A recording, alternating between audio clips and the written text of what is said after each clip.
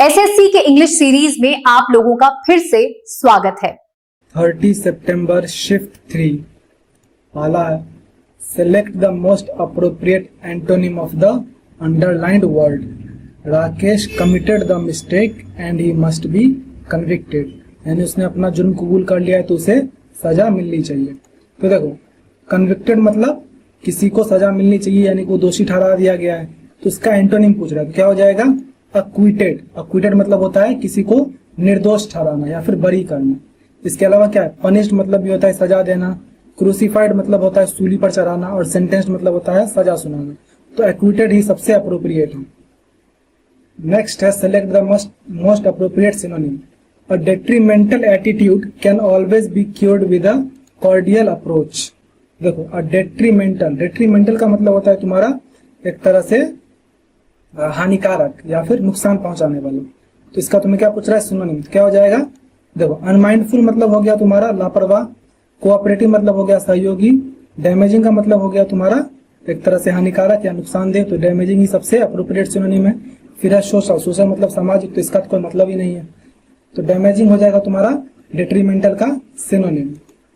Next है तुम्हारा select the most appropriate option that can substitute the underlined segment in the given sentence, यानी इसका तुम्हें मतलब बताना। एक्ट इन अकॉर्डेंस का क्या है, it is essential that you act in accordance with the rules and regulations of the organisation, यानी संगठन के कानून नियमों को जो है तुम उसी के अकॉर्डिंग एक्ट करो। तो एक्ट इन अकॉर्डेंस का क्या मतलब होता है, देखो कंप्लाई का मतलब हो गया तुम्हारा नियमों का पालन करना, तो यही तुम्हारा सबसे अप्रोप्रिएट है, तो यही तुम्हारा आंसर हो जाएगा। फिर क्या है ऑब्जर्व का मतलब होता है देखना। फिर है ओबे का मतलब होता है पालन करना, तो ओबे का मतलब भी पालन करना हुआ और कंप्लाई का मतलब भी नियमों या अनुरोधों का पालन करना हुआ। लेकिन कंप्लाई जो है वो मेनली नियमों के कॉन्टेक्स्ट में ही आता है, और जो ओबे है वो हर कॉन्टेक्स्ट में आया जा सकता है। लेकिन ये नियमों में जनरली ओबे नहीं यूज किया जाता है, कंप्लाई यूज किया जाता है, इसलिए हम जो है कंप्लाई ही मारेंगे। फिर है फुलफिल जो है किसी इच्छा को पूरी करने को फुलफिल कहते हैं। नेक्स्ट है select the most appropriate option to fill in the blank. He needs to blank as his exams are approaching, उसके एग्जाम्स आ रहे हैं तो उसे क्या करना चाहिए, तो हिट द बुक्स का मतलब होता है बहुत मेहनत से पढ़ना या पढ़ाई शुरू करना। Next the following sentence has split into 4 segments, अब बताना है कि किसमें गलती है। By next December we will have lived in this city for 28 years.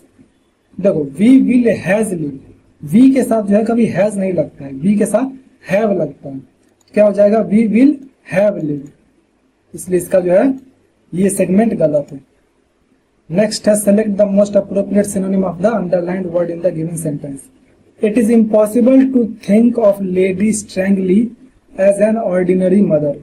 तो ऑर्डिनरी का हमें सिनोनिम बताना है, क्या हो सकता है। देखो अनलकी मतलब बदकिस्मत, ब्लेस्ड मतलब सौभाग्यशाली, यूजुअल का मतलब हुआ तुम्हारा सामान्य और स्ट्रेंज का मतलब हुआ अजीब। तो ऑर्डिनरी का सबसे अप्रोप्रिएट सिनोनिम क्या हो जाएगा, तो यूजुअली हो जाएगा। ऑर्डिनरी मतलब भी सामान्य और यूजुअल मतलब भी सामान्य। नेक्स्ट है तुम्हें क्या बताना है अंडरलाइन कर मतलब अंडरलाइन सेगमेंट को तुम्हें सब्स्टिट्यूट करना। If you do not follow the rules you will not be allowed to stay at this hostel. If you do not follow the rules, do के साथ V3 नहीं लगता है भाई मेरे, तो क्या हो जाएगा if you do not follow the rules, तो तुम्हारा ऑप्शन बी करेक्ट है, if you do not follow the rules. Next क्या है, a Gita is considered to be a dialogue between the Pandava prince Arjuna and lord Krishna. तो गीता क्या है, गीता एक रिलीजियस टेक्स्ट है यानी धार्मिक ग्रंथ है, तो उनके नाम के आगे क्या लगता है हमेशा द लगता है, तो क्या हो जाएगा द गीता इज कंसिडर्ड, तो इसलिए इसका ये सेगमेंट जो है वो गलत है। नेक्स्ट है तुम्हें इस चीज को तुम्हें रिप्लेस करना है, क्या हो जाएगा the officer was polite to the workers. Polite मतलब होता है विनम्र, इसका सिनोनिम क्या हो जाएगा हम्बल। हम्बल का मतलब भी होता है विनम्र। इसके अलावा क्या क्या है ऑफिशियस का मतलब होता है बेवजह जो है किसी चीज में हस्तक्षेप करने वाला या फिर अपना अधिकार जताने वाला। फिर है हार्श का मतलब होता है कठोर। फिर है एडमेंट, तो एडमेंट का मतलब होता है हठी, यानी कि पोलाइट का ये तुम्हारा पर्यायवाची नहीं हुआ, ये अलग ही चीज हो गया एकदम। जो एडमेंट मतलब होता है जो अड़ियल हो ना, एकदम अपनी बातों पे अड़े रहे, उसे कहते हैं एडमेंट।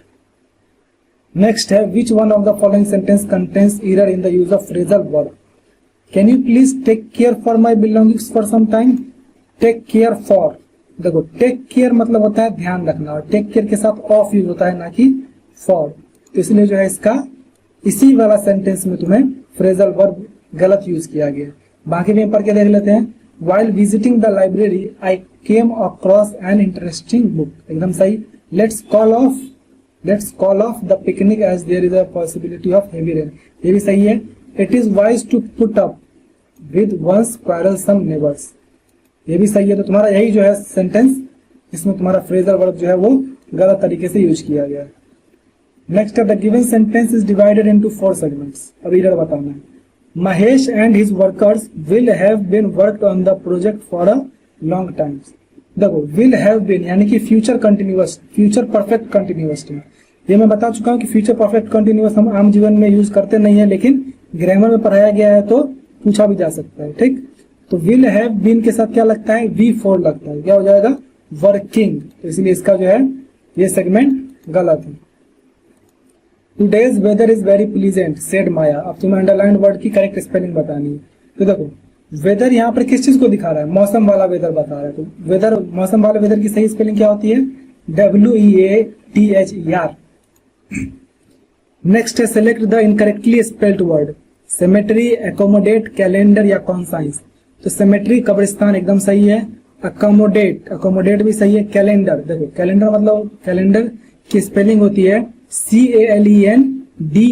यहाँ पे जो ई है इसके जगह ए आएगा, तो इसलिए ये जो है गलत लिखा हुआ है। नेक्स्ट है select the most appropriate option that can substitute the underlined word in the given sentence. Neeta is smart than many other kids in the school.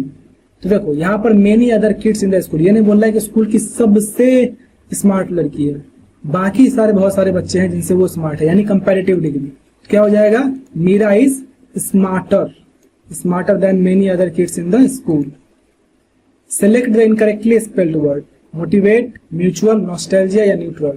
तो इसमें motivate की स्पेलिंग गलत है, MOTI होना चाहिए, MOTIVATE।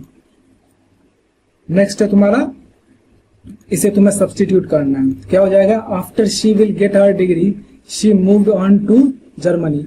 She moved to Germany, देखो she move to Germany यानी कि तुम्हें पास्ट का सेंस दे रहा है। तो जब वो जर्मनी मूव की, उससे पहले का काम है ना कि उसे डिग्री मिली थी, तो ये भी पास्ट में होगा। तो क्या हो जाएगा, after she got her degree. After she got her degree, got लगेगा क्योंकि यहाँ पर वी फॉर्म टू आएगा। तो after she got her degree she moved to Germany.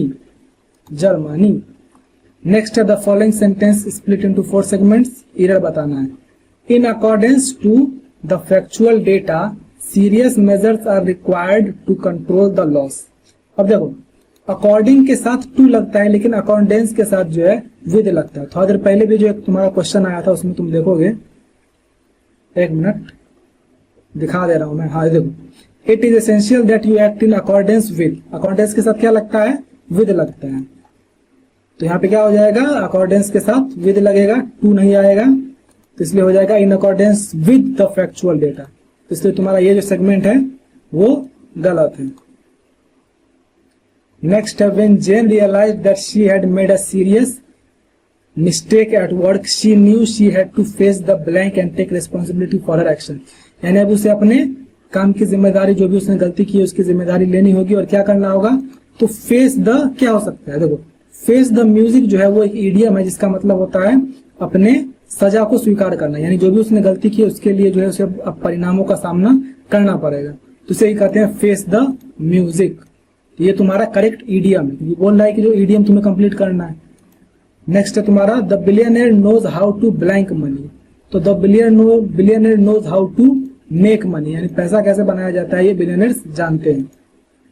Next है तुम्हारा the lavish party had a luxurious atmosphere and elegant decoration. तो lavish का मतलब होता है, मतलब एक तरह से बहुत बहुत ज्यादा, तो बहुत ज्यादा, लेकिन ये लेविश जो है वो पॉजिटिव सेंस में यूज किया जाता है। तो अब इसका तुम्हें क्या पूछ रहा है, सिनोनिम। देखो एक्सेसिव का मतलब ये होता है अत्यधिक यानी बहुत ज्यादा। इसके बाद है मिडलिंग मतलब हो गया तुम्हारा सामान्य। फिर है सिंपल मतलब भी हो गया तुम्हारा एक तरह से सामान्य ही, और हैप्पी मतलब हो गया तुम्हारा खुश। तो क्या हो जाएगा तुम्हारा एक्सेसिव मतलब भी अत्यधिक, और लेविश मतलब भी अत्यधिक। अब है तुम्हारा कंप्रहेंशन पैसेज। एक बार पैसेज पढ़ लो फिर क्वेश्चन देख लो। चलो अब बनाया जाए। पहला ब्लैंक का क्या है? Credit cards originated in the 1920s in the US with European references dating back to 1890. John Biggins blank of the first bank issued credit card. John Biggins क्या था? तो देखो ऑप्शन में डिस्कवरर, इन्वेंटर, फाइंडर या producer. देखो finder producer तो होगा नहीं, डिस्कवरर इन्वेंटर में से हमें पता करना है कौन सा होगा। तो डिस्कवर किसी ऐसी चीज को किया जाता है जो कि ऑलरेडी दुनिया में है। जैसे कि हड़प्पा सभ्यता दुनिया में थी तो उसे खोजा गया, तो उसके लिए डिस्कवर होगा। लेकिन कोई चीज जिसे नई बनाई गई है, जो कि मेनली साइंस पे बेस्ड होती है, जो कि नया बनाया गया, जैसे कि हेलीकॉप्टर हो गया, मोबाइल हो गया, इन सब चीजों का क्या हुआ है? इन्वेंशन हुआ है, उनकी आविष्कार हुआ है। डिस्कवर मतलब खोज, इन्वेंशन मतलब आविष्कार। तो डिस्कवर होता है जो चीज पहले से मौजूद हो, और इन्वेंशन होता है जो चीज नई बनाई गई हो पहले से ही मौजूद चीजों से। तो ये क्या है? पहले क्रेडिट कार्ड तो नहीं था, लेकिन जॉन बिगिंस कौन था? पहला बैंक इशूड क्रेडिट कार्ड को इन्वेंट करने वाला। आगे वैसे इन्वेंटेड लिखा भी हुआ है, लेकिन अगर मान लो तुम वो नहीं भी नोटिस करते तो भी यहाँ पे आ जाता इन्वेंटर। सेकंड ब्लैंक क्या है? Credit card invented the charge it program in 1946 blank bank customers and local merchants. यानी किसके लिए? तो बैंक कस्टमर्स और लोकल मर्चेंट्स के लिए। क्या करता है ये? कनेक्टिंग, स्मैशिंग, अनटेंगलिंग या स्प्लिटिंग। तो देखो ये क्या कर रहा है?